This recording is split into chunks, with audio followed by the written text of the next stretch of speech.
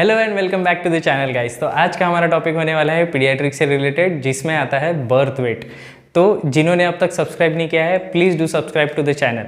तो हम लोग आज देखेंगे कि बर्थ वेट पे बहुत सारे सवाल बनते हैं हर एक एग्जाम्स में। अच्छा, हमको सिखा रिया है। तो नॉर्मल जो बर्थ वेट होता है, जिसको बोलते हैं बर्थ वेट, वो होता है 2.5 से 3.5 केजीज। और अगर हम एक एवरेज वेट के बारे में बात करेंगे तो एवरेज वेट होता है 2.8 केजीज। ये होते हैं normal weight of the baby. अब इस पे दो सवाल बनते हैं। एक तो बर्थ वेट की रेंज क्या है, जो हमने बोली 2.5 से लेके 3.5 केजीज की तरफ, और एक सवाल बनता है वो है कि what is an average weight. तो एवरेज वेट हमेशा 2.8 केजीज ही करना है।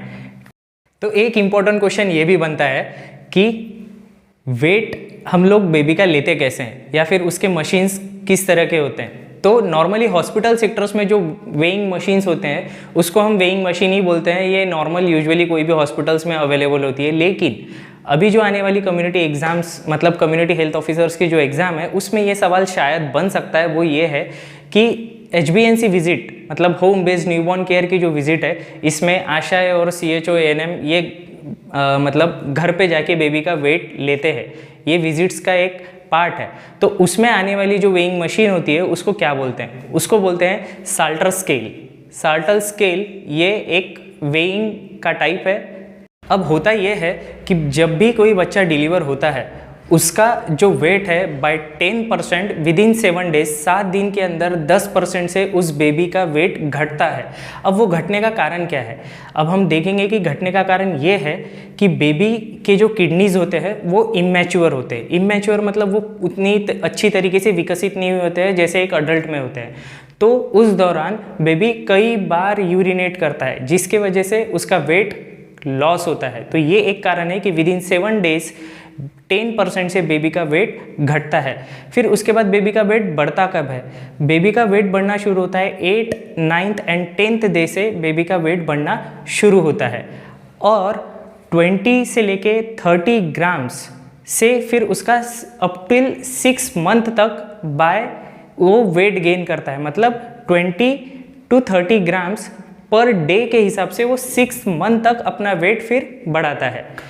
अब हम देखेंगे कि लो बर्थ वेट क्या है, एक्सट्रीमली लो बर्थ वेट क्या है, इसके बारे में हम लोग अभी देखते हैं। तो जैसे कि हमने कहा कि 2.5 केजी से कम वजन का अगर बच्चा होता है तो हम उसको बोलते हैं लो बर्थ वेट बेबी। और वही अगर 1.5 केजी से कम का बच्चा होता है तो उसको हम बोलते हैं very low birth weight baby.